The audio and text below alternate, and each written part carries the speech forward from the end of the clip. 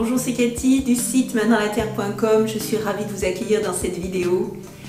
Le blog maindansla-terre.com, c'est des interviews, c'est des vidéos comme vous êtes en train de regarder, c'est des moments d'atelier, c'est des articles. En fait, c'est plein de choses qui concernent le monde de la terre.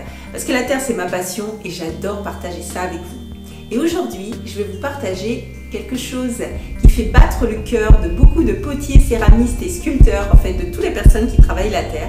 Et peut-être que vous avez déjà vécu ça, c'est l'ouverture du four. Je vais vous proposer deux ouvertures de four, un biscuit, qui est donc la première cuisson, et un émail. Vous me suivez à l'atelier? Voilà, c'est fait. On a ouvert le four. Alors c'est vrai que le petit cœur, il bat quand même, hein, mais tout a l'air impeccable.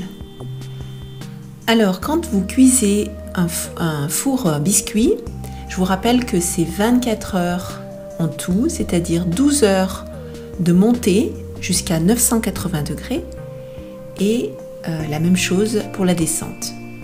Attendez que votre four soit bien froid avant de l'ouvrir. Ça évitera les chocs thermiques. Alors, je regarde si tout est OK. Ça a l'air pas mal.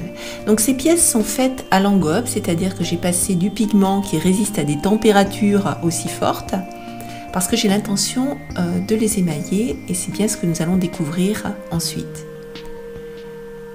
Donc je suis assez contente, tout a bien fonctionné. Les couleurs sont plus éteintes, elles ont un aspect un peu comme de la craie et elles vont pleinement se révéler avec l'émail. Un peu comme quand vous avez un meuble et vous mettez un vernis, ça fait ressortir les veines du bois, ben voilà. Hein. L'émail, c'est donc on va dire une couverture, d'ailleurs l'émail s'appelle la couverte, une couverture de verre qui permet de rendre étanches les pièces et bien sûr de les protéger. C'est quand vous avez des vases, là vous voyez j'ai des vases, je vais pouvoir mettre de l'eau à l'intérieur. Donc voilà, j'ai passé ma couche d'émail.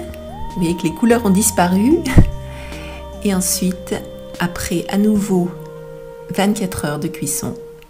Alors ça dépend des courbes de température, mais je ne vais pas du tout rentrer dans les détails pour vous. Voilà, vous retenez ça, c'est qu'il faut quand même 24 heures hein, pour les cuissons. Et vous voyez comme les couleurs ressortent. C'est exactement ce que je souhaitais comme rendu.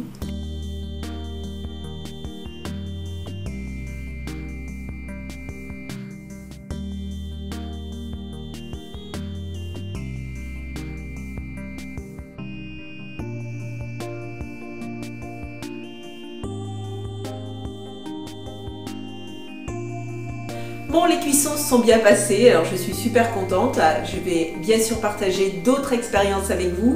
Je vous rappelle que vous pouvez toujours télécharger mon livre, il est gratuit, Réussir ma première sculpture facilement.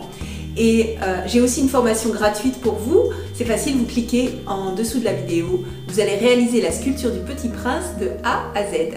À bientôt!